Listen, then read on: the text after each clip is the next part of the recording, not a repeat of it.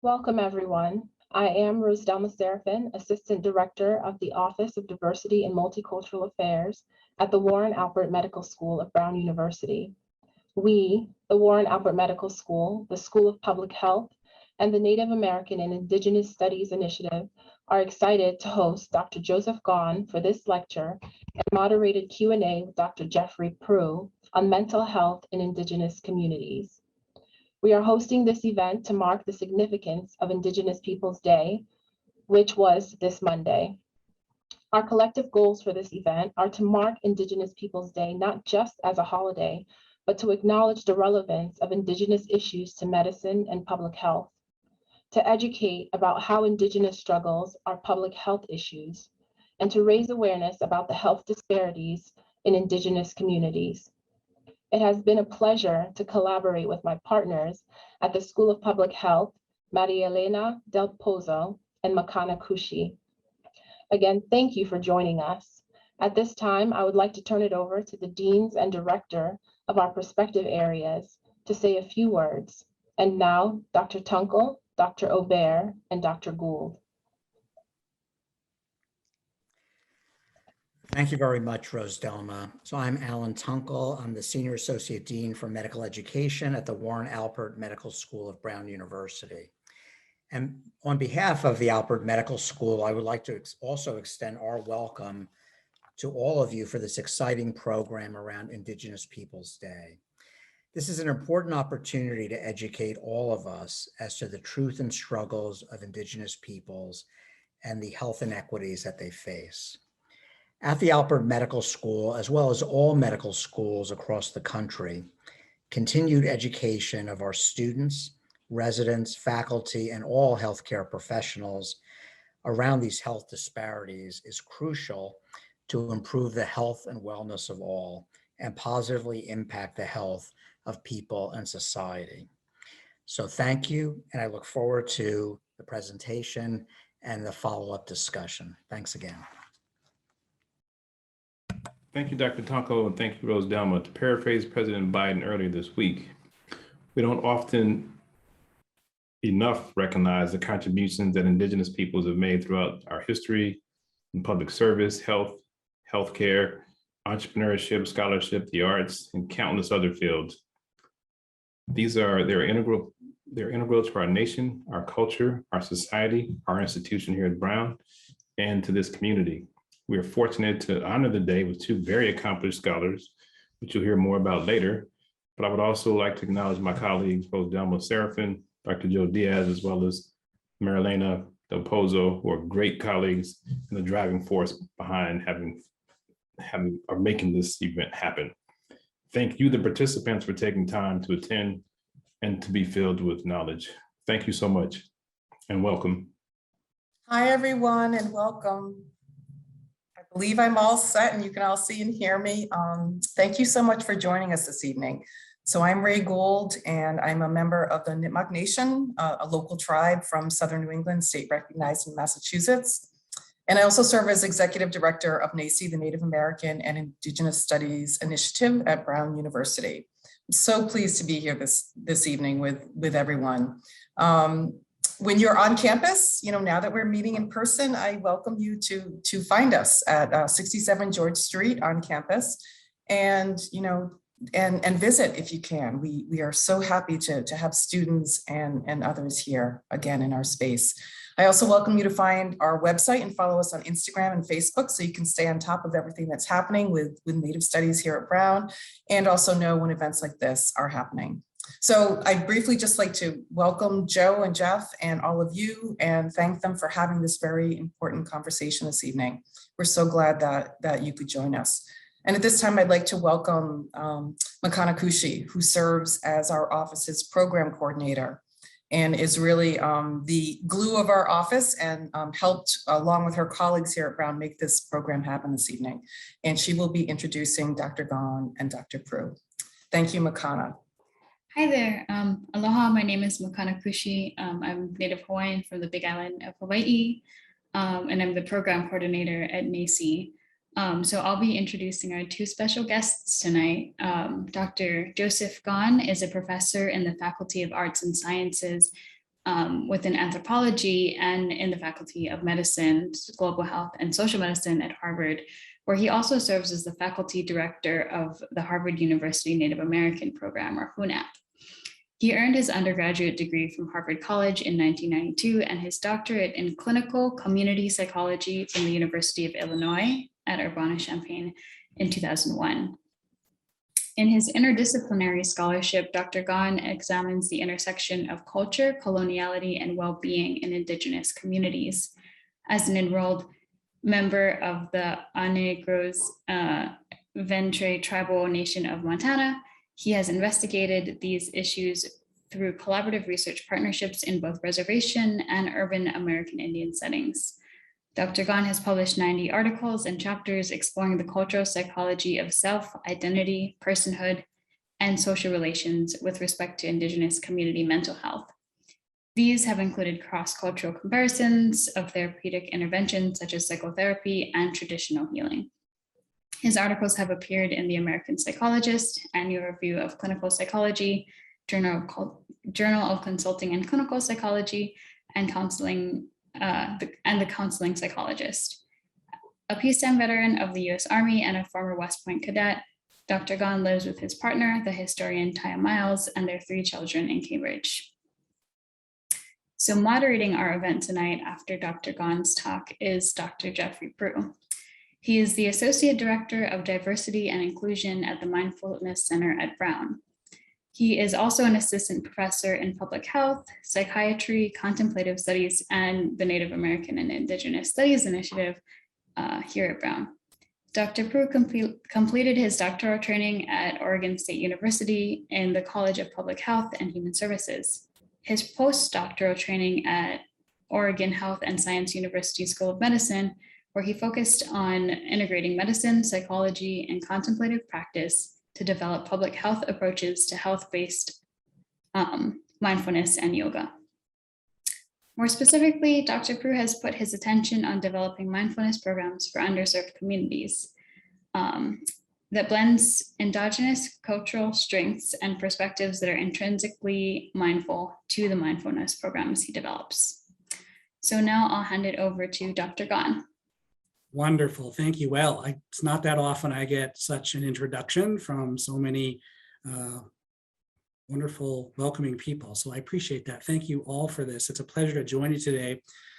As you heard, I live in Cambridge, Massachusetts. And when presenting from there, I usually offer an acknowledgement to the Massachusetts tribe of Ponkapog, who are the traditional territory holders of that area. However, I'm fortunate enough to be on sabbatical this year. So I'm talking to you tonight from Bozeman, Montana, where I could start a fight if I try to acknowledge just one tribe. By the Treaty of 1855, this area actually was reserved as a common hunting territory for many tribes that were in Montana at that time. So talking with you tonight about the post-colonial predicament in community mental health services for American Indians, explorations in alternative science. I'll explain a little bit what that means momentarily. I'm an academic psychologist. You have to say that for non-academic audiences who imagine that most psychologists put people on the couch or only do therapy. I am clinically trained, but because I engage in a lot of research, my research is concerned with Indigenous communities. And so everything I do is engaged with community partners. And because it's working with Indigenous peoples, it's also necessarily culturally attuned. My research interests lie at this broad intersection of coloniality and mental health. It leads me to want to think about facets or aspects of Indigenous psychologies and therapies, especially in cross-cultural context for things that we think of or describe as mental health concerns. Tonight, I want to start by just offering you some reflections about an early career lesson I had that really shaped all that I do ever since, and that gives rise to this notion I have about an alternative science. Presumably, most of you know that for American Indian communities, we have documented mental health disparities or mental health inequities, which is to say that we have epidemic levels of distress in many of our American Indian and Indigenous communities. This typically includes a high prevalence of trauma, substance abuse, and suicide. But the services that are on offer to try to remedy these problems, mental health services or behavioral health services, are heavily underfunded. They're supposed to be provided by the federal government as part of its historical trust obligation to American Indian nations, but there's not adequate funding ever allocated by Congress. And so we have a pretty large unmet behavioral health need that characterizes many of our communities. You might think then that when it comes to addressing mental health inequities or disparities, that on the one hand, we have these pronounced mental health problems. On the other hand, we have mental health services that are underfunded. And so isn't the solution obvious? Let's just simply expand mental health services, invest more funds and get services available for the folks who are desperate and need them.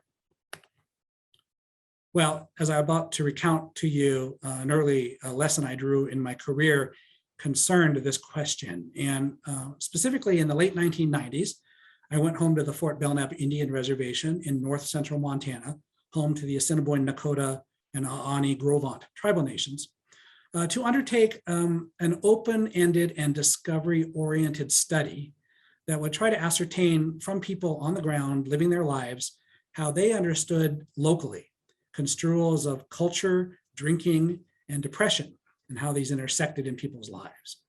Again, I'm trained clinically, and so the purpose of this study was to put, to bracket, to hold at bay all of the professionalization I'd have, to try to halt applying all of my professional knowledge, and instead to, in more anthropological fashion, try to understand how people on the ground made sense of these issues.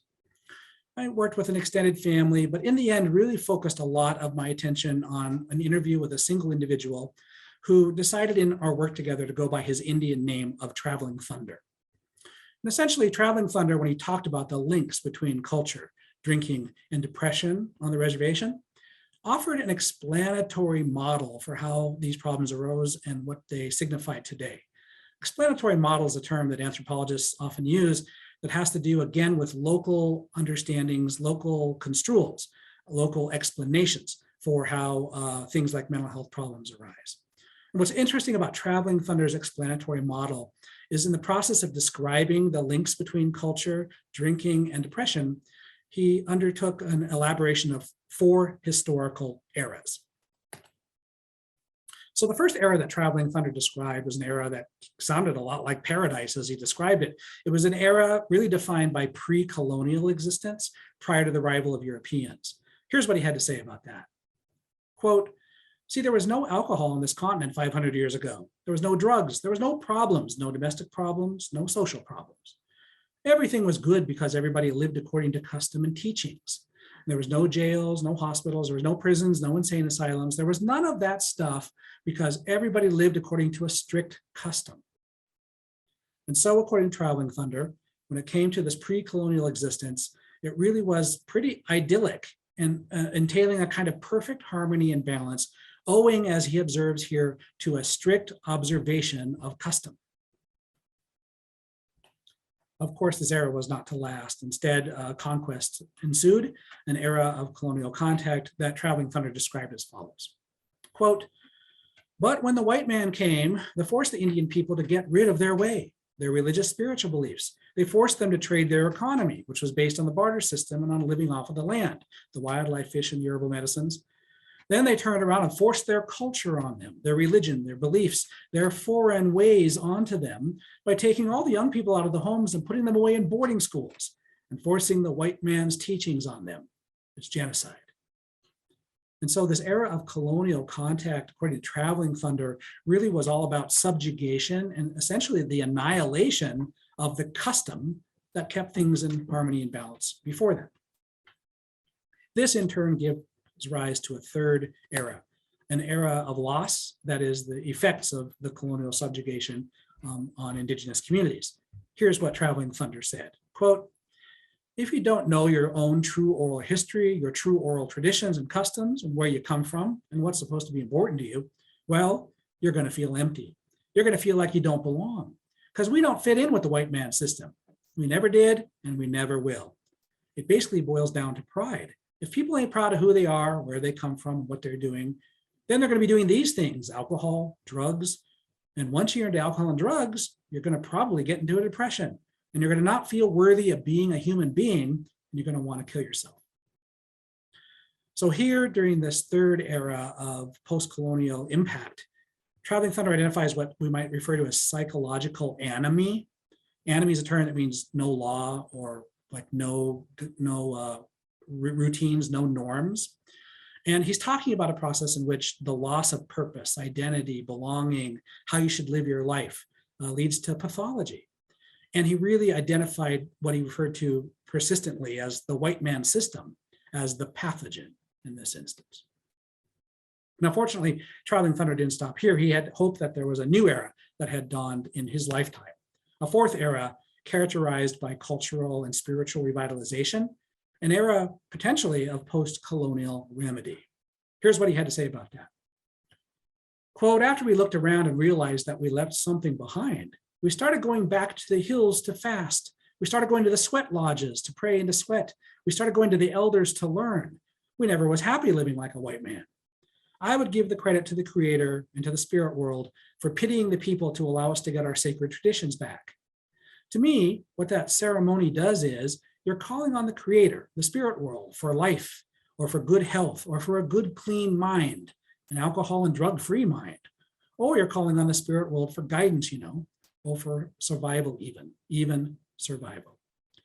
And so according to Traveling Thunder, we weren't lost to the era of post-colonial impact, but instead there's the potential for post-colonial remedy that follows from a revitalization, a return to the same sacred custom that kept things in harmony and balance from the beginning, but had been disrupted through this cycle of subjugation.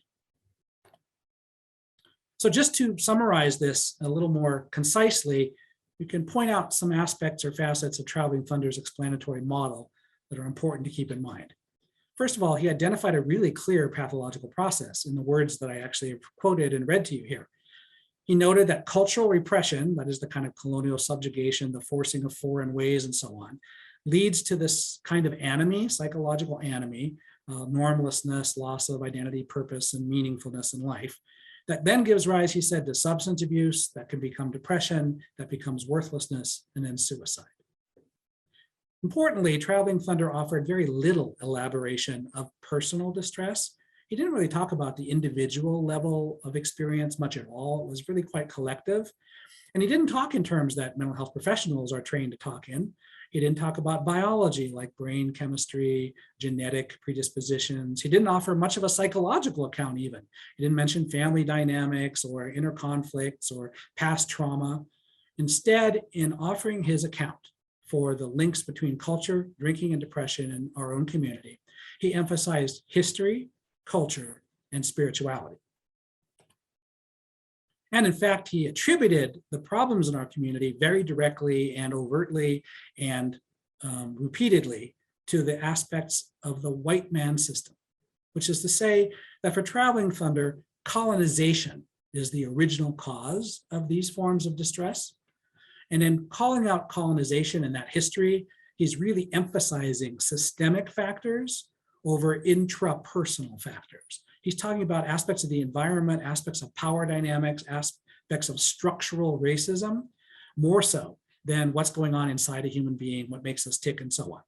And he emphasized shared community vulnerabilities. As I said, he wasn't talking about individuals so much at all, but the kinds of things that the entire community was contending with. Now, for those of you who know much about Indigenous mental health concerns, you probably recognize this explanatory model because it bears a very, very close resemblance to what we now refer to in our field as historical trauma. Historical trauma has these same kinds of connections. It's collectively experienced, it's colonial in origin, and accumulates over the years and so on. But the interesting thing that I'll just bracket in case you want to talk about later is that Traveling Thunder himself never mentioned the word trauma. And I think it's important to underscore that for Traveling Thunder's account, there's very little psychology, not even trauma, really entered into what he had to say about this. Well, if you're like me and hearing all of this, you might wonder, as I did, what then, in the face of this explanation for links between culture, drinking, and depression, is the relevance of psychosocial interventions and mental health services, therapies and treatments and so on that professionals offer, even on the reservation down at the Indian Health Service Clinic.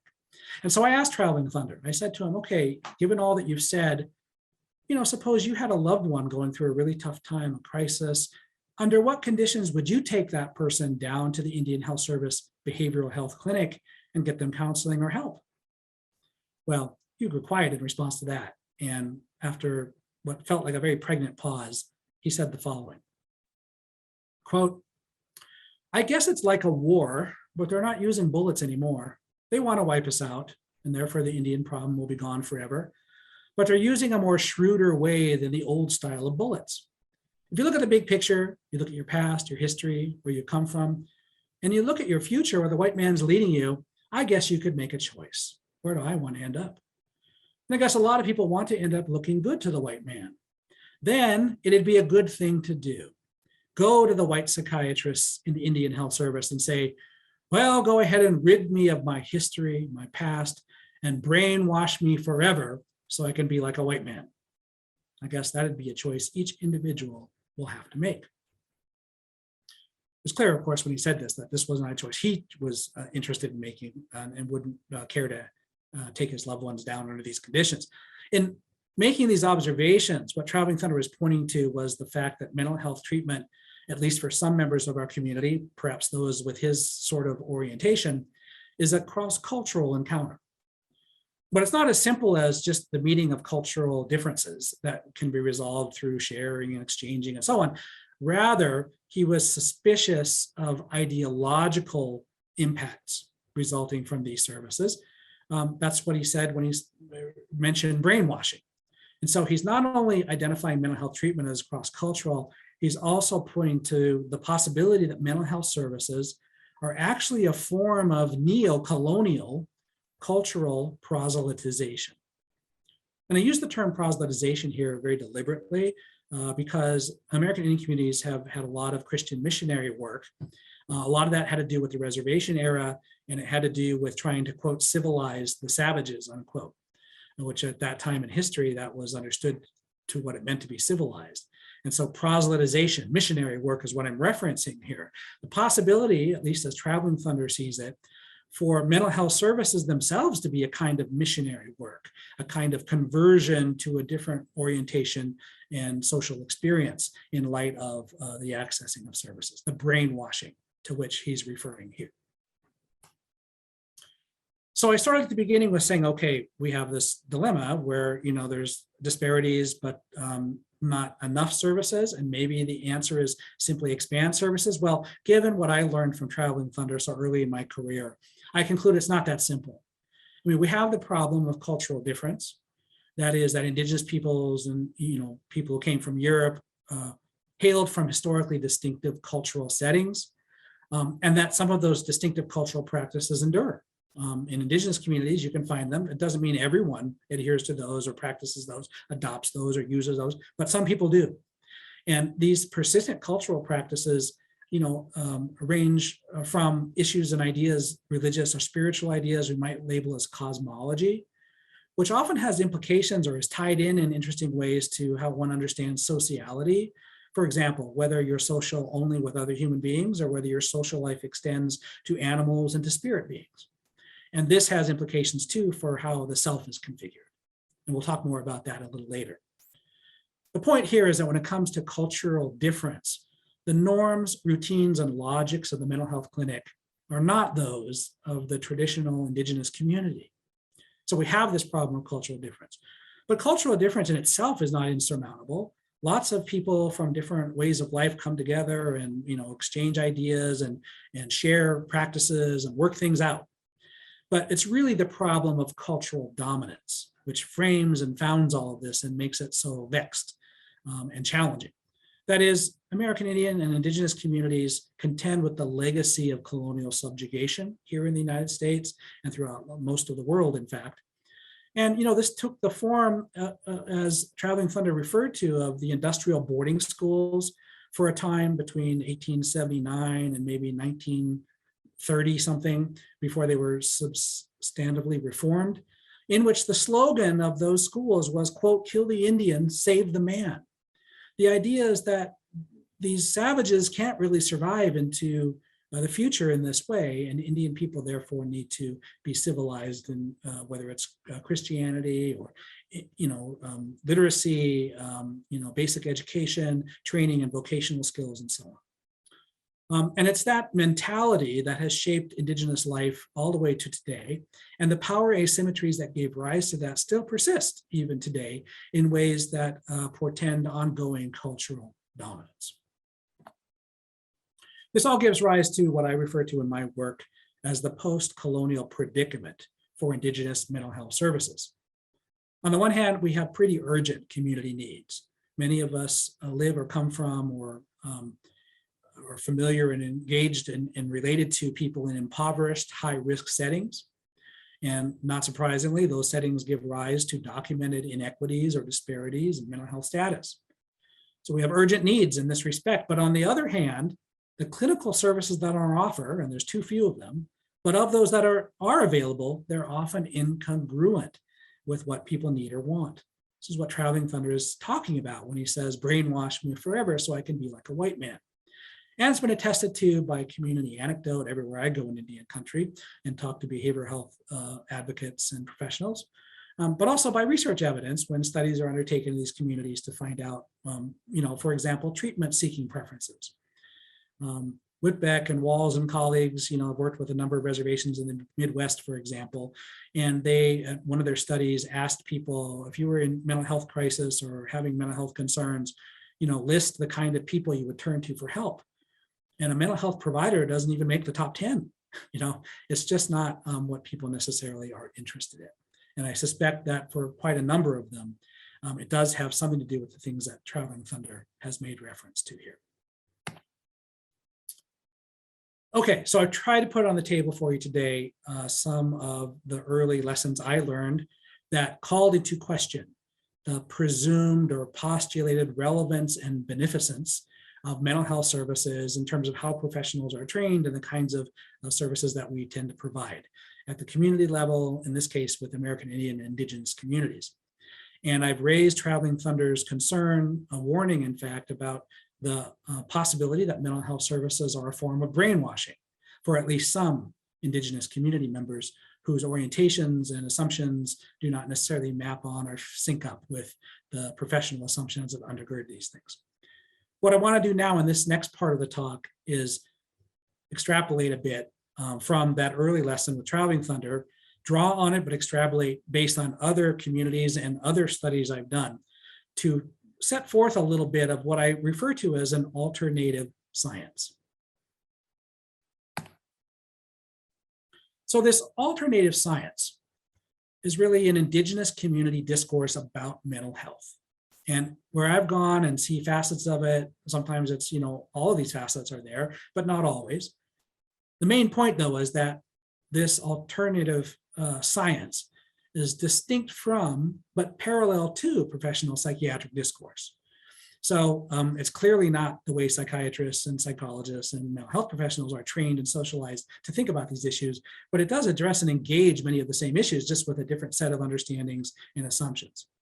In doing so, it really contests and recasts key concepts and approaches within the mental health professions.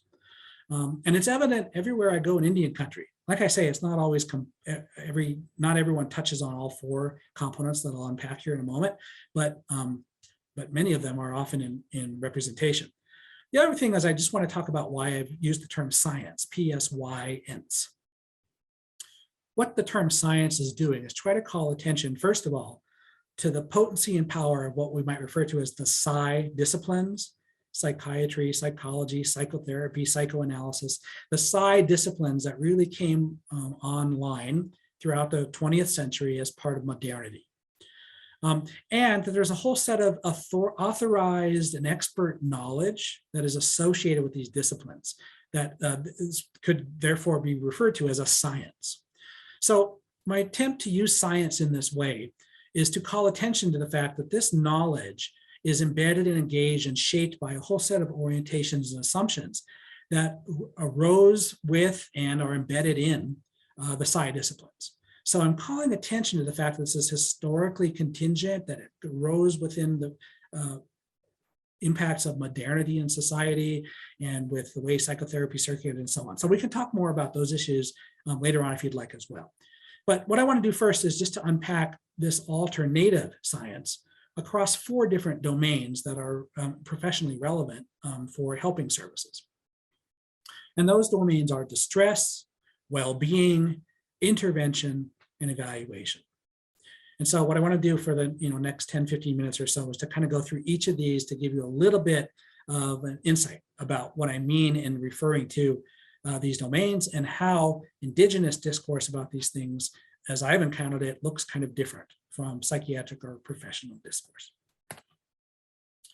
So I said 4 domains. Let's just start with the first one, the first domain of distress. Distress is a good term for this domain because it's kind of higher order. When people talk about what ails Indian country and what to address in terms of helping services, it's usually not DSM mental disorders in the way psychiatry has refined and the way professionals are obligated, especially if they're trying to bill for services, to use. They usually aren't talking about DSM mental disorders. Mental disorders serve important functions, of course, but there are limitations as to, I think, why they lack a certain appeal, not just in Indian country, but these are some of the reasons that they lack appeal in Indian country. Mental disorders tend to be radically decontextualized. After all, psychiatry is a medical profession, and medicine is concerned with diseases, and so neo-Kraepelinian psychiatry, or the kind of psychiatry that really took over the field in the 1970s, wanted to specify diseases that had criteria that could be applied really reliably. And so we have major depression, we have substance use disorders, we have post-traumatic stress disorder. These are afflictions that people can have, and it doesn't necessarily matter too much about what's going on in their lives, what events occur to them, and so on. They carry these disorders, irrespective to some degree over what might have given rise or triggered them. DSM disorders are also somewhat selectively incomplete. So, in Indian country, I think some of the disorders that garner more attention are disorders of rage, first of all.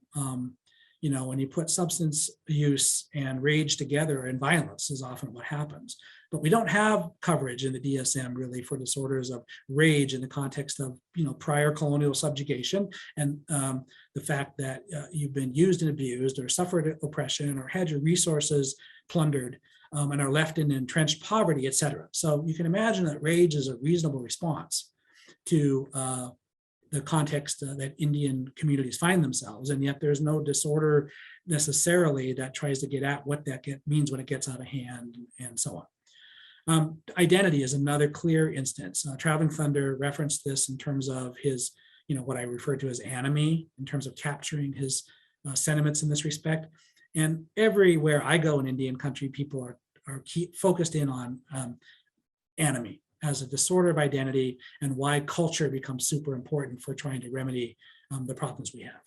And there are measurement issues, so in different studies that have been done epidemiologically, Indian communities usually come up as having pretty low internalizing disorders, low rates of internalizing, sort of compared to white communities, for example, or other communities in America. And it's just not clear if that's an accurate finding, that it's indeed true that we just don't have those kinds of disorders as prevalently, or whether it's a measurement artifact and has to do with how questions are asked and whether the questions and the items in the surveys could be translated better. In any case, for these reasons and others, when it comes to distress in Indian country, DSM disorders are not really the appeal. Instead, it's historical trauma. That's the term nowadays you can find everywhere. I already unpacked that a little bit for you in describing Traveling Thunder's explanatory model. But historical trauma really is all about recontextualizing Indigenous distress. Rather than making it less contextualized through, referring to it in disease-like terms, it's more about putting it back in its context. And essentially, historical trauma is a wedding of 2 more familiar older concepts: historical oppression and psychological trauma. And you put those together, and that's really what historical trauma is about. And as this has been developed by proponents throughout Indian country, there really are, as they describe it, 4 C's of historical trauma. It's colonial in origin, like Traveling Thunder said. It's collectively experienced, as Traveling Thunder pointed out. It's cumulative across experiences. So maybe the army chased you down and massacred your people at one point, and then you're put away on a reservation where you're starved because the government rations don't come through, and et cetera, et cetera. So each of those things over time accumulates, snowballs, as people say. And really importantly, it's said to be cross-generational. That ancestral suffering somehow passes risk and vulnerability down the family lines to leave current contemporary people and young people at risk for mental health problems and other behavioral factors. So again, Traveling Thunder's kind of already talked about it. And so this is just the entry into how this alternative science in Indian country recasts this domain of distress away from how professionals have talked about it. A second domain I want to touch on is well-being. It's funny because in mental health professional circles, well-being is in some ways often tacit or implicit. We don't really spend a lot of time developing what well-being means. We usually tend to focus on disorders, dysfunction, distress, and how to help people, get past their symptoms and restore functioning and so on. So well-being is often tacit, but it's important to unpack because I think there is a differentiation here between professional expectations and Indigenous community expectations that's worth attending to. So what it's not is, what we might refer to as neoliberal individualism, which is pretty prevalent and prominent in, some sectors, probably more educated sectors in Middle America, in which really we conceive of ourselves as free agents who have to navigate free markets in the autonomous pursuit of happiness and wealth. I mean, this is just one form of kind of selfhood that has a set of assumptions, orientations, and end goals and expectations that can ground a self and explain and motivate and characterize what people as individuals are up to in their everyday lives. Well, in Indigenous communities, this is not really where the action is, but rather, I would suggest forms of relational selfhood.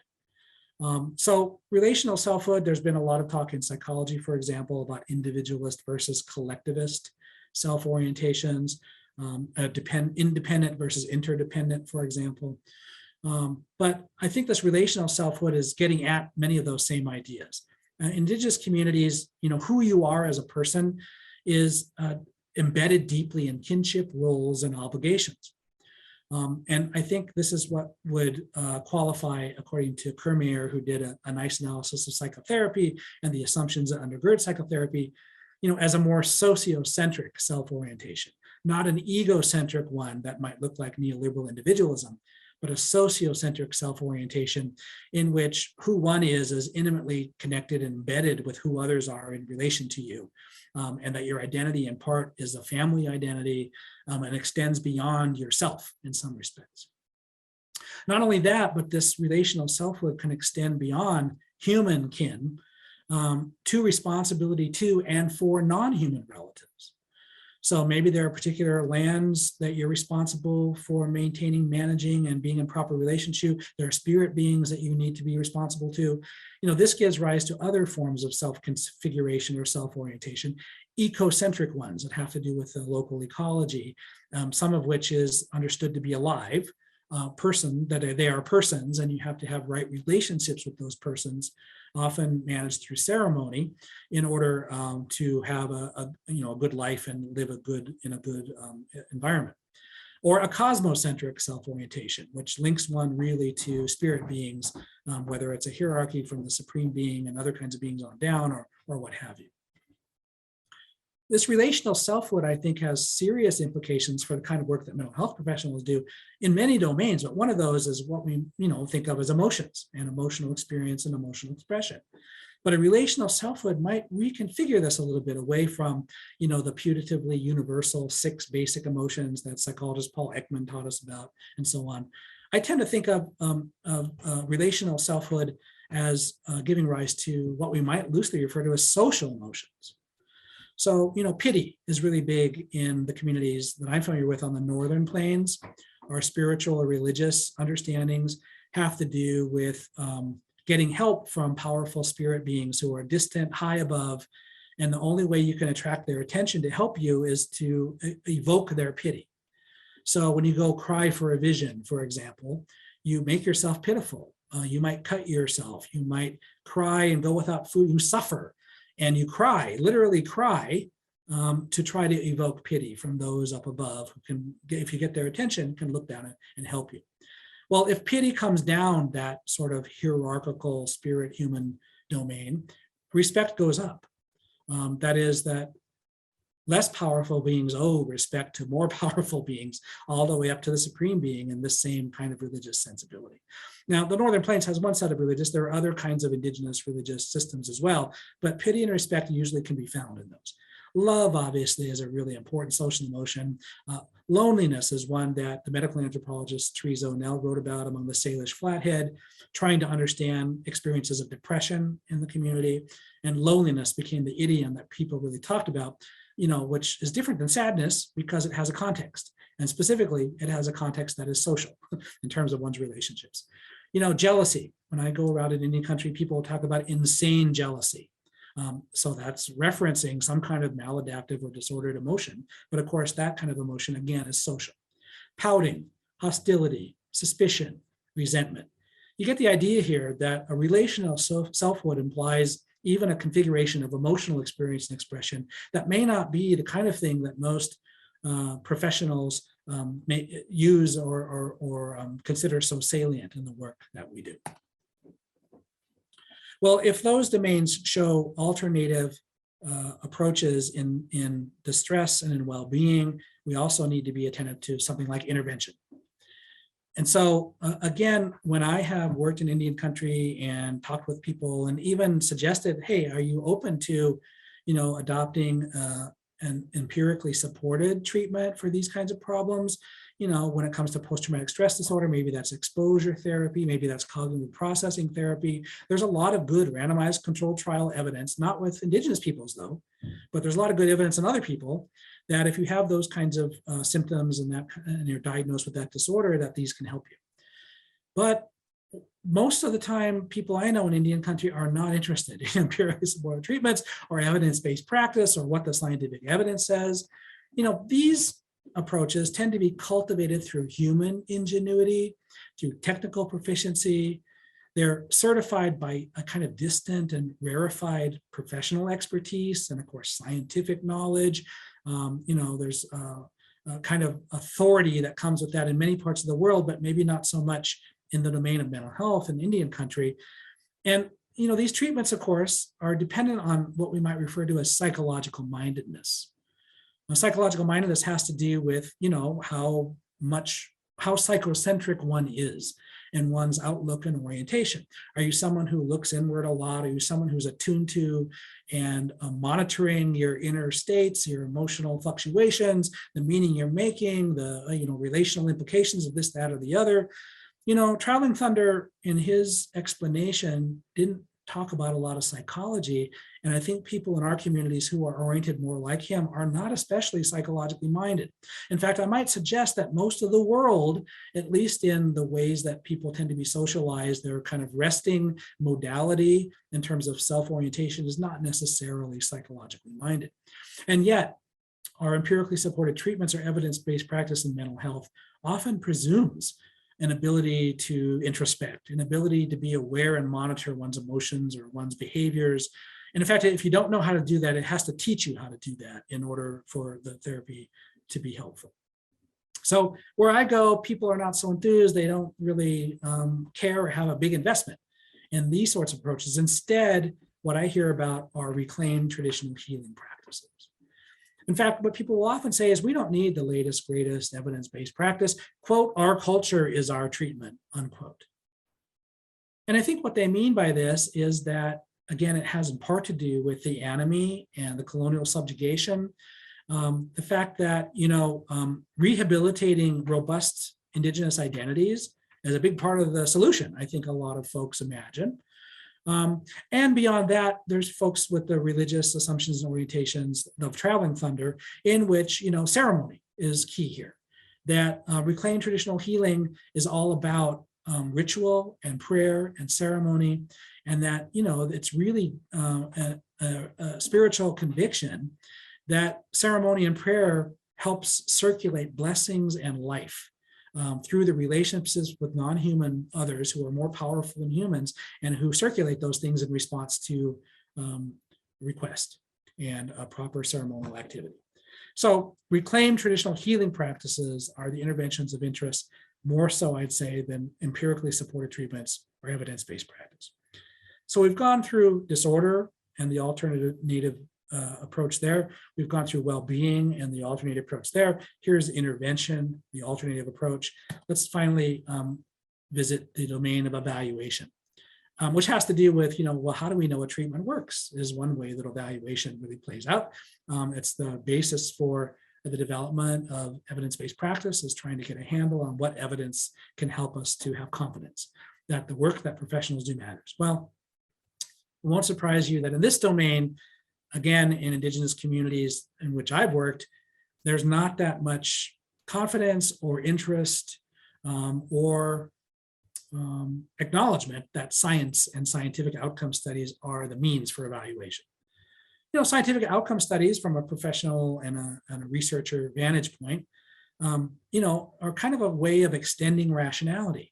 We can exercise powers of rationality, obviously off the tops of our heads, but at some point, if the inferences you want to make start to depend on nuanced and subtle differences, we can't do that off the top of our heads very good. So we use statistics to help us capture those things that we can't recognize off the top, to find patterns that are not so obvious.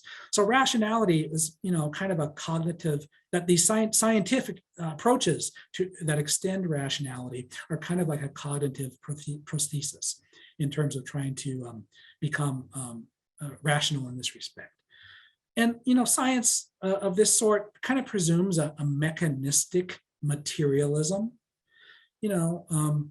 Often if you're a scientist and you're trying to report on a finding, your colleagues will ask you, well, what's the mechanism? What is it that, A leads to B leads to C leads to D that happens to account for, a cause and effect or a chain of interaction or so on. That mechanism is sort of what we're interested in. And that's materialist, which is, it has to do with, secular assumptions, essentially. And science, of course, also adopts, I should say, selective skepticism. Obviously, there's a dose of skepticism in which scientists agree that the person making the claim is responsible for offering evidence in support of the claim. And so there's that skepticism, but you're not totally skeptical, or you wouldn't even believe in science. If you're ultimately completely skeptical, it's sort of the road to nihilism. But in any case, you get the idea that there are certain commitments that come with scientific activity and the scientific endeavor, scientific rationality that I'm trying to capture here, that is not really that persuasive, or doesn't really take hold in the circles that I know in Indian country. Rather, when it comes to domains like knowing what works, Indigenous ways of knowing are preferred.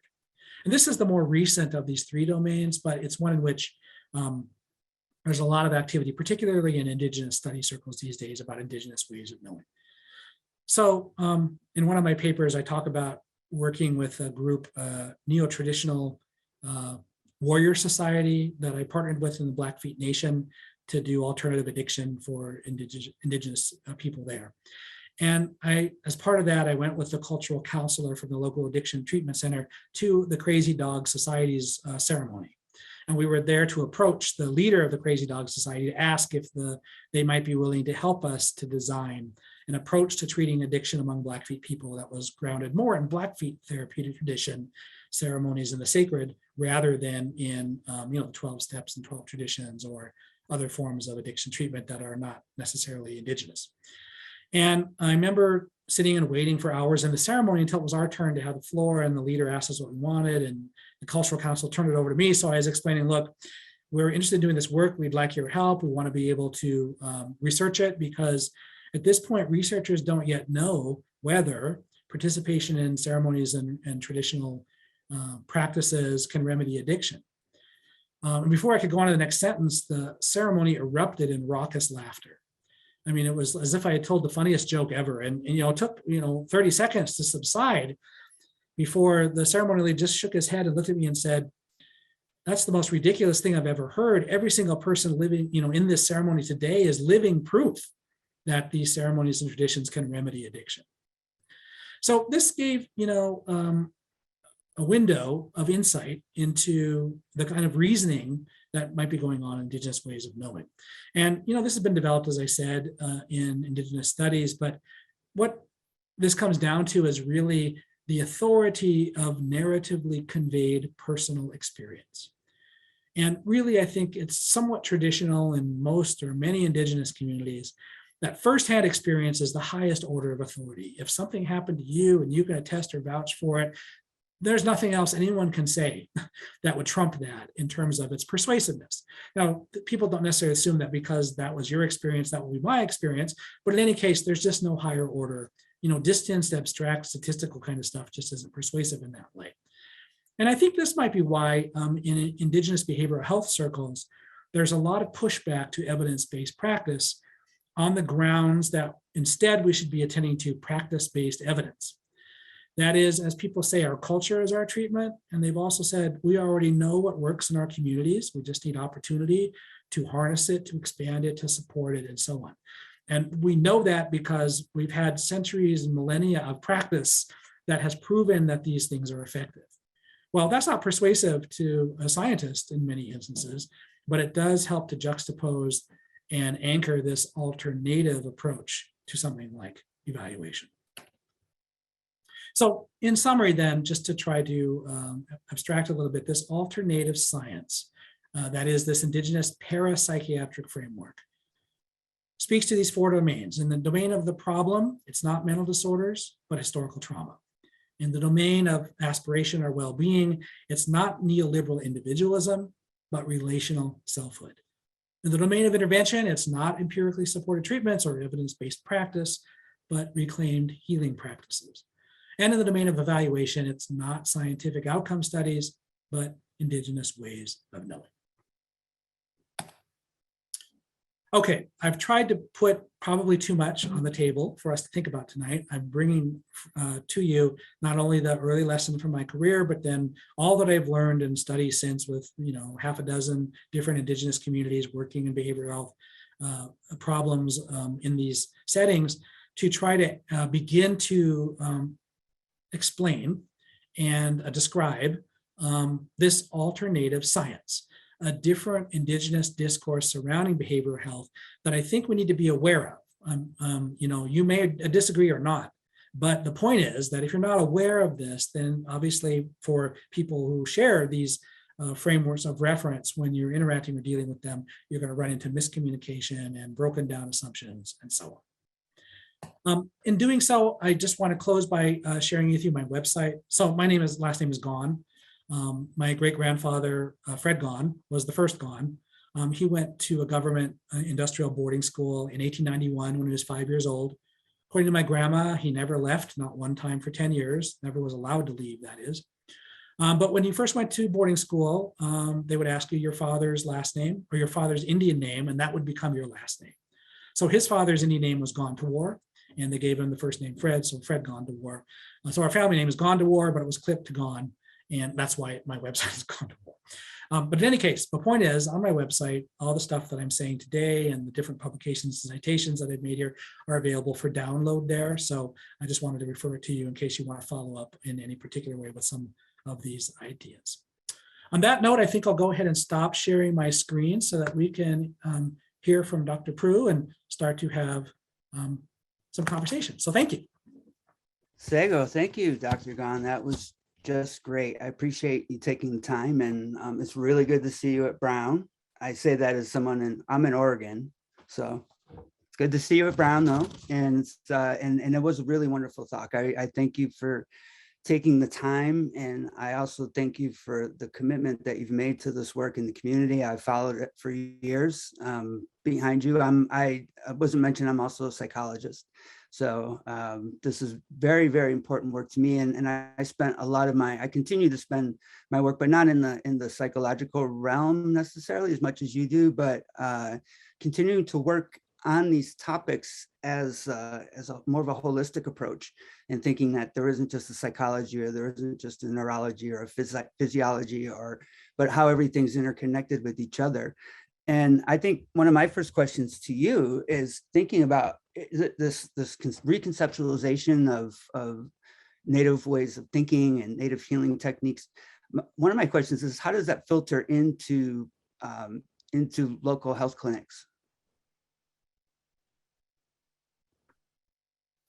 Well, thanks, Dr. Brew. It's good to see you, and thanks for facilitating this exchange. And I think that it does filter into local health clinics like Indian Health Service clinics or tribally administered, especially health clinics, but how it does so varies a little bit from community to community.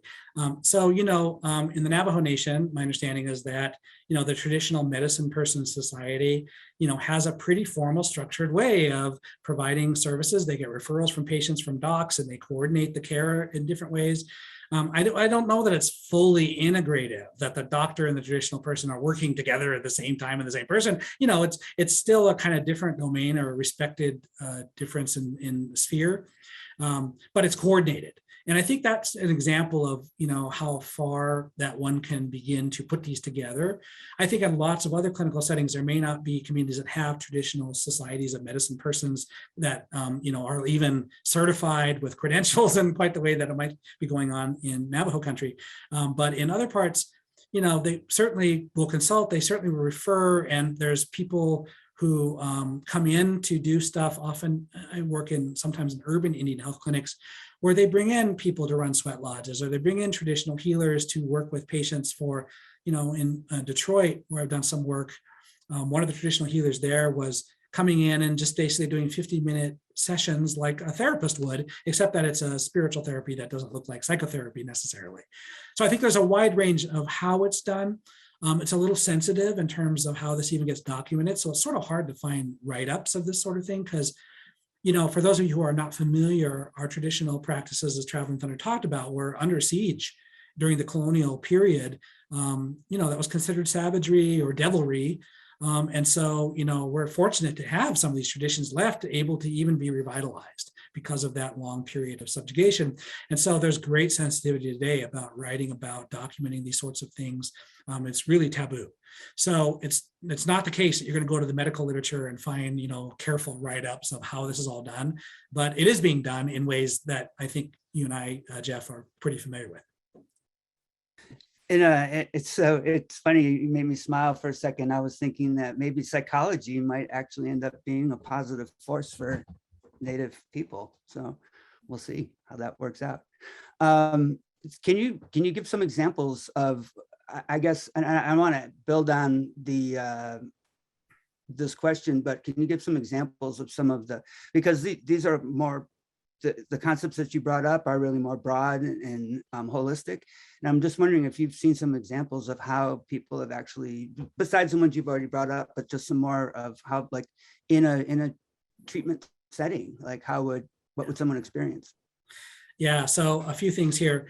The first is that because of the way federal dollars flow to Indian communities for purposes of health care services, there's the possibility for tribes to take over administration of health services or even entire health systems with federal dollars and administer them themselves. And what this means is that there's been kind of unusual, distinctive opportunities to innovate in health services. And this was done early on in addiction treatment. So I think in addiction treatments where you tend to find this most routinely, and it's true in Canada too, that some of this, it's a different kind of arrangement, but for similar reasons, tribes can control addiction services in a way they might not control other kinds of things. So I've got some studies I've done and the write-up that are on my website if you want to learn more. But one example is I did kind of a descriptive unpacking of how integrative services, that is the deliberate attempt at this treatment center on a reserve in Manitoba, Canada, how that clinic was interested in outpatient substance abuse treatment for the community in deliberately integrating so-called Western approaches to treatment and so-called Aboriginal approaches to treatment. At that time was Aboriginal, now they would say Indigenous. How do they deliberately integrate them? And actually the main issues were that the treatments that were of most interest were spiritual in some way, shape, or form. And that would include obviously Aboriginal, Indigenous ceremonial kinds of things, pipe ceremonies, sweat lodges, a fasting camp if the season was right and clients were interested. I mean, there were those kind of classical sorts of things. The sweat lodge was available every Thursday afternoon. All clients could come. They had a cultural counselor who was hired to run the sweat lodge to, maybe do pipe ceremonies, those kinds of things in treatment. But also the integrative part of it was they were interested in, what they called Western, but they would talk about the 7 sacred chakras. They would talk about Reiki. They would talk about neurolinguistic programming or the inner child. I mean, so they were interested in a lot of stuff. And I think the stuff, as long as it had a spiritual anchor to it, it was kind of interest. Now, when I was there initially, it was a little confusing. I was trying to figure out, well, how does all this come together into coherent treatment? And the answer for them was the philosophy they adopted to treatment was based on, the Indigenous medicine wheel. For those of you who don't know, the medicine wheel is a circle bisected by 2 perpendicular lines. It creates 4 quadrants. And so the medicine wheel really images a philosophy of 4 in 1. There's a holistic whole that has 4 components. And so actually this has been applied to human beings in terms of the 4 aspects of the self, the mind, body, spirit, and emotion. And also, if you think about a circle tracing the circumference around cyclical time. And in the case of the human being, it would be the 4 stages of life, an infancy, childhood, adolescence, adulthood, or sometimes they're a little different in terms of the tribes as to which 4 they do. But in any case, the medicine wheel philosophy at this clinic was really about 4 in 1, keeping harmony and balance by attending to the 4 constituencies together. So you would be out of balance if you didn't have any spiritual devotional life, for example, and that your distress might be remedied by cultivating a spiritual practice in a way that you didn't have before. And that would be understood to be part of treatment, for example. And so they taught the clients the medicine wheel and to think in this way. And then whatever you wanted to pick up, I don't know that they did Reiki at the time, they wanted to, but they did other things. And whatever was available, it didn't matter. It was whatever would work for the client. The point was that would be really integrated through this model, this philosophy of the medicine wheel, the 4 in 1, the balance and harmony of the 4 parts. And so that's one way that it has taken shape. And the medicine wheel is actually pretty widely distributed in addiction treatment in Indian country, especially in Canada, I think in the United States too. You can usually find sweat lodges as early as the 70s. Something like 40% of addiction treatment programs run by Indian communities had sweat lodges as part of their treatment. So, this has been going on for quite a while now. So sweat lodge and medicine wheel are 2 big ones. Wonderful. That's good to know. Thank you. And that brings up kind of the other question. And we've talked about this before.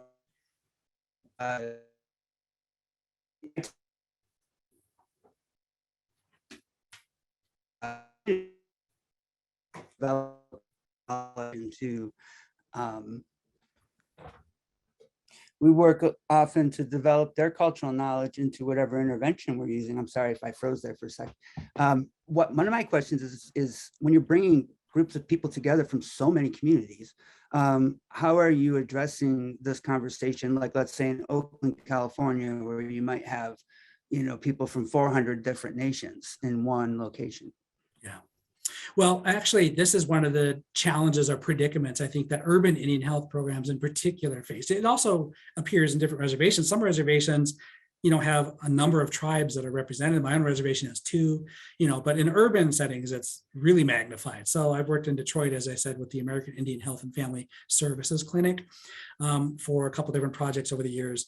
The challenge for integrating traditional healing into the health services, which is something they've long, aimed to do, is part of it is the rampant pluralism of tribal tradition and tribal affiliation. Something like over 100 tribes represented among urban Indian Detroit. Now, they have a few thousand clients who come for various reasons to the clinic. And so, in the effort, as we were trying to work with them to figure out how best to integrate traditional healing into their services, one of the early challenges was, well, there's a trade-off. There were several trade-offs, in fact, but one of them was, on the one hand, you want a traditional healer to be around and to be repeat and routine so that people get to know that person and they start to be comfortable and trusting with that person, as you would with any therapeutic provider. At the same time as if you only brought the same person over and over, then you would only get that person's traditions. And if there's people from 100 different tribes, some of whom have really different traditions, then you actually want a lot of people with different kinds of. So it's kind of a built-in tension around familiarity versus representation across this diversity. There were other, trade-offs like that too, in terms of trying to think about how to incorporate traditional healing. One of them I just referenced at this other clinic where people were excited and enthusiastic, maybe about Reiki or neuro-linguistic programming. The administrators at that particular clinic were a little less enthusiastic than some of the counselors. They were like, well, maybe we should just stick with Cree traditions because they were a Cree community, but then it gets, the tension there is, how can you administratively rein in people's spiritual enthusiasm? If your counselors are eager and gung-ho about certain things, what does it mean as an administrator in some bureaucratic sense to sort of say, actually, we prefer that you don't do that kind of spirituality, please do this kind, so there's just a lot of inherent tensions, I think, in these sorts of approaches. But like all things, tribes and communities figure out how to adapt and how to put something together that works for them, and then modify it and adapt it over time as well. It often is always in motion as well.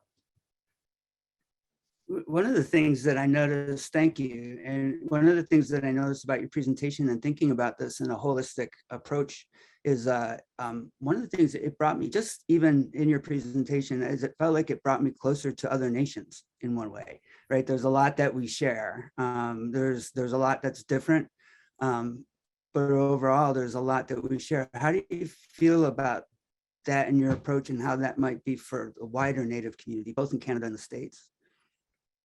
Yeah, so I should be clear that as a scholar and someone who's interested in asking questions and understanding things better, and especially in like packaging lessons learned for broader publics beyond people I'm working with, that my approach, as any researcher approach in any country, needs to be is pretty participatory, very collaborative. So I would never really presume in working with an Indigenous community partner to tell them anything about how they should do things. So I'm more interested in learning and hearing and documenting what they do and how it works and maybe doesn't work, could be improved from their own perspectives and in their own work. So it's not really me coming up with what I think is the best thing. It's more my coming along with them to learn what they're interested and willing to share, and together trying to develop things, sometimes new kinds of programs or interventions that might help solve problems they have, or bring services of a kind that didn't exist before, and so on. But in that regard, it does have to do with, I think, the players, who's there, what they know, who the elders and traditional people are around. You lean on who you have, and then especially in multi-tribal circumstances, you do rely on the fact that there are commonalities. You rely on the fact that sweat lodges are everywhere in Indian country, even though not every tribe used to sweat. But today, people from almost any tribe do sweat. You rely on the fact that sun dances were a Northern Plains religious practice, but now you can find them on the East Coast. So there's been a lot of, like with all knowledge and all cultural practices, these things are in circulation.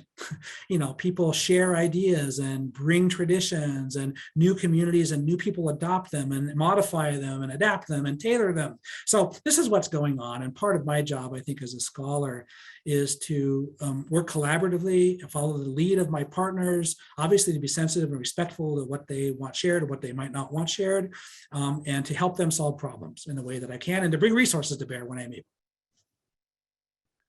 Thank you.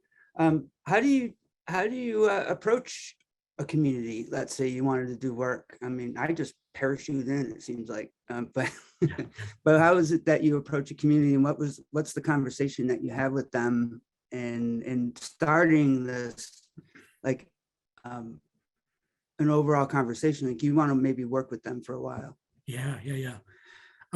I'll give an example about the project I talked about with the Blackfeet Nation. I talked about briefly working with the Crazy Dog Society and how the ritual erupted in laughter when I said that researchers didn't know yet whether cultural traditions could remedy addiction. Well, that project got going. At first, I visited the Northern Arapaho people on the Wind River Reservation as part of an invitation to visit their tribal college. And I remember going to meet with their council of elders to talk about some things. My great grandfather wrote some things that were of interest, where Grovants were related to the Arapahoes. Arapahoes keep some of the traditions that Grovants used to practice and so on. But I went before this council of elders just to talk about things that I had in my mind. Maybe they would be interested in figuring out how to do addiction from a completely different Indigenous therapeutic approach, rather than starting with 12 steps, 12 traditions of Alcoholics Anonymous. But these were folks who I think were quite traditional in orientation, for whom psychological stuff was just not of interest. Their concern was language preservation, in part because they were concerned with ritual preservation, and the language and the ritual are tied in important ways. So they talked in Arapaho most of the time I was there, so I didn't even know what they were saying. As I looked up, it was all, there were maybe 15 elders sitting on a raised dais kind of surrounding me. They were all like 60, 70-year-old men with crew cuts, and so this was not, as I was interested, I tried to float it with the contact of the tribal college, but this just didn't have traction there. That wasn't their concern or their interest. In the process, I consulted a little bit with the Montana-Wyoming Tribal Leaders Council on spiritual incorporation into addiction. And there I met the director of the Blackfeet program, Crystal Creek Lodge. His name was Pat Calf-Looking at the time. And with Pat, I said, look, you all run residential treatment in your community. It's the only accredited one in Montana for Indians. But you really do 12 steps. And yes, there's a cultural counselor who does some culture groups. But I wonder, have you any interest in thinking what it would mean to do addiction treatment that really started from a Blackfeet therapeutic approach? He just loved it. Yes, so come talk. And we came and I talked to the staff and presented, here's how evidence-based practice is usually culturally adapted. You take something that's been designed and scientifically tested, and then you figure out how to make it appealing, how to tailor it and package it for broader distribution and appeal in an Indian community. In some ways, you kind of dress it in beads and feathers and hope that Indians will go with it. But I said, but a different way to think about it is that we've had traditions long before any of this came along. How about harnessing some of those? What would that look like? I don't know what it looks like, but it might look like something different in your community. And I'd be eager to work with you if you want to do it. And he said, yes, we want to do it. So then we started a multi-year collaboration. And what they developed was what we ended up calling the Blackfeet Culture Camp, which was, an intervention that basically took addiction clients out into the bush to kind of live like their pre-reservation ancestors for a short period of time, get exposed to living in teepees. And of course, it had a huge ceremony or ritual center to it, because spirituality is what's understood to be therapeutic. That's great. Thank you so much. I have a couple questions from the group. This is a question from Yvonne. I think I'm reading that right. And Yvonne says, I resonate strongly with this concept of a loss of culture being a driving pathology, or as being a driving pathology. And as such, culture can be a remedy. But as we think of as current culture, you see one that has been created that in part blends traditional culture, reservation culture, and modern popular culture. I'm thinking of youth on reservation dogs in particular, in parentheses. Going forward, what do you think is the best form of culture to use as remedy? More ancient customs, traditions, or a new form of culture that incorporates all the ways that we've had to be resilient over the centuries, generations? Yeah, thank you. That's a great question. And I think the important thing to remember about culture is that in Indian country, we use the term culture all the time. It's just, it's a common word. It's a common refrain. In some ways, you could describe it almost as a trope. And in part, I think that has to do with the legacy of colonial subjugation and the fact that we were declared savage and our ways were deliberately eradicated in some instances, certainly made war on. And so I think that leads to a kind of a grief and a kind of a nostalgia to go back in some respects, because obviously when your resources have been plundered and your people have been brainwashed and you've been captive on a reservation in starvation conditions for 100 years, your life's not too good. So you want something better. And I think looking back sometimes is the way people imagine life could be better. But there really is no going back, of course. Anytime we look back with that kind of nostalgia, things have changed so much that anything we would do today that we would mark as continuous with tradition or the past is still modern in really important ways. So I think that there's no, I guess that point, it's in some ways it's a relief or it's a release, because there is no primordial pristine tradition that we can go back to really in the modern world, but we can definitely make meaning anew based on traditional ideas, approaches, and understandings that we refashion for adaptive ways in today's life. And that's what I read Indian people as doing. And as you can imagine, the outcomes or the opportunities are as diverse as there are Indian people, because we're all meaning makers. We're all trying to bridge, many of us are trying to bridge past and present and future. And so we look to tradition to figure out what we can contribute to the future for up and coming generations. And we take the past in creative ways and harness it in the name of tradition for future benefit. And that's a creative endeavor. And so, you know, it always is the case that the past and tradition and culture is evolving and modified and adapted. And really, when we're creative like that, we're kind of trying things out and we're making a bid, and some things resonate and they stick and people take them up more collectively. And that becomes the tradition of now that we will pass forward. Other things, you know, they don't take, or they kind of go by the wayside, or that's just you and your family or whatever, they don't really take. And, you know, a little while later, they're not there anymore. So these things are always in motion. They're always about taking the past and harnessing for the future in creative, adaptive ways. And so I don't think there's anything to be worried about in that process. It's more about, I suppose, what constituencies in a community get excited about, and which of those find resonance and appeal beyond just an individual or a family here and there.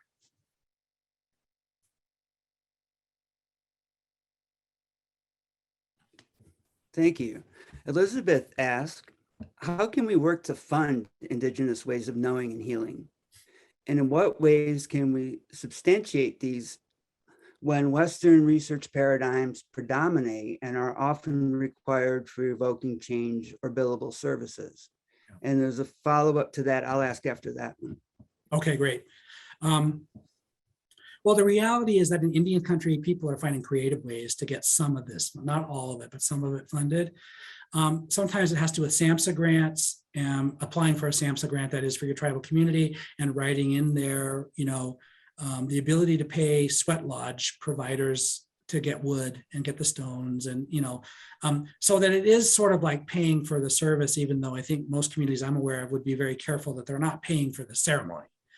But they're paying for the support that is needed for the ceremony in some respects, as a way of kind of getting resources moved out of the health system into these alternative kinds of therapeutic provision.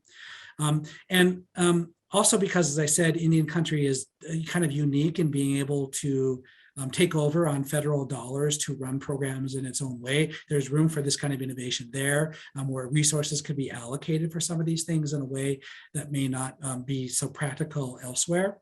One thing is that it's already happening, but the other thing I'd say is we want to make a distinction here. One way to think about this is, well, it requires evidence to persuade policymakers and funders to fund, so let's get the evidence. And we could really redouble our research inquiry and try to get the latest, greatest randomized controlled trial evidence to show that whatever practice we're trying to study helps improve health and well-being. And there are some who are going that way, but there are very few randomized controlled trials that have been done in Indian country on any kind of health thing. Like very few, like probably under 10, you know? I mean, they're small communities in many instances. The statistics won't work you don't have enough sample size. And so even if you manage to pull off a randomized controlled trial, it would probably still fall short on the grade criteria of bias, because you just don't have the sample size and everything else. So that's one point. But people do try to do that. And that presumes, of course, that evidence and rationale and argument will carry the day. And that assumes a policy world that's rational. The reality is a policy world is a mix of things. Sometimes it's rational. A lot of times it's not, you know, what we call politics, or you know, sometimes a story goes a lot farther with getting legislatures to appropriate money than statistics do. It's just a messy world to enter into, and you can't count on evidence leading necessarily in any predictable way to a policy, to a funding decision. The alternative way that also is available is to just say, you know, tribes are self-determining sovereigns. The obligation of the United States has is a trust obligation to take care and look after our best interests. And in our government to government relationship with the feds, we simply assert and reiterate and underscore, this is how we need to do things. You are obligated to support us in doing the things we care about. And I've seen this be effective in some ways, I think more effective at getting policies changed or resources flowing in a way that I'm not sure the science route is going to do, at least not fast. So I honestly, in my career, whereas I could see both of those routes potentially being helpful in this respect, I haven't seen the science route make much difference. I have seen the, sovereign nation, government to government, we insist that you provide the resources we need to do what we know is best, fare better. In the follow-up to that, is there a role for non-native people for health providers in all this?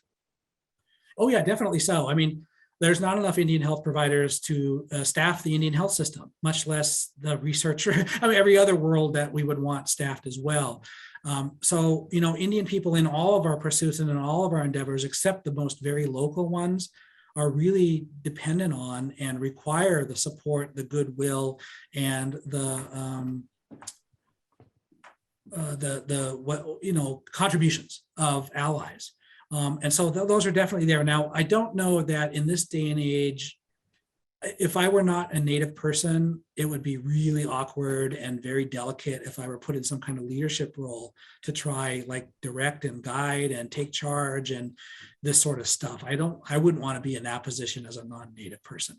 In this day and age, Native people lead this stuff, but there's tons of roles for people who are not Native to fit within that if they have the commitment and the opportunity and the resources to help contribute to Native-led efforts in these important ways. So my answer is that's definitely the case, even though I'm not sure that I would want to lead one if I were not Native. Thank you. This is an interesting question from Lee. Isn't all therapy deeply culturally based in middle-class white culture? And says that I think your work speaks to other cultural groups. Yeah, all societies, all peoples have had therapeutic practices from time immemorial. So, prior to there being capitalism, prior to there being a middle class, prior to nation states, there have been therapeutic practices. So I'm not sure we would say that all therapies, but if you mean modern psychotherapies, what we call the modern psychotherapies, of which, remember, there's hundreds and hundreds of different therapeutic approaches that professionals work with. And that's just in, say, the United States or in, Western Europe. In Japan, there are forms of therapy that are quite different. Nikon therapy, Morita therapy, that have maybe a Confucian value system that undergirds them. And what you do is you focus on how much you owe your parents for all the good things you have in life. And what's fundamentally wrong is you aren't appreciating the people who gave you the opportunity to become who you've become. And so you focus and meditate on the fact that you owe your parents everything. That's an example of a different therapeutic approach that's not indigenous, and it's not necessarily professional here in the United States, but it's a therapeutic approach and a therapeutic system that has been written about and elaborated. So therapies are universal across humans, but any given therapy is not. Particular therapies are particular to times and places and peoples. And of course, they circulate too. So that's the other thing, is always being mindful of, even if it originated here, someone over here might take it up, but in the process, of course, they adapt and tailor it. So I hope that helps with that. This is from an anonymous question. Have you seen any traditional healing practices for SUDs that was paired with medication-assisted treatments? Have you seen any trends in Native communities of embracing or rejecting MATs?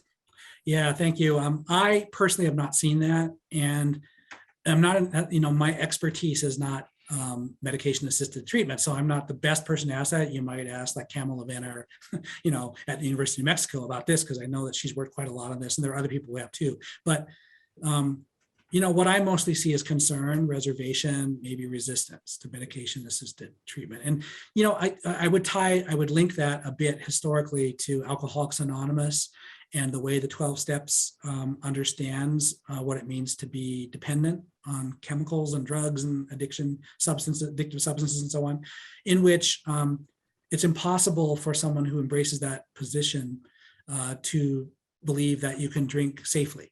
You know, that a person who had problem drinking to the degree that they would be called an alcoholic could be restored to controlled drinking, that they don't believe that.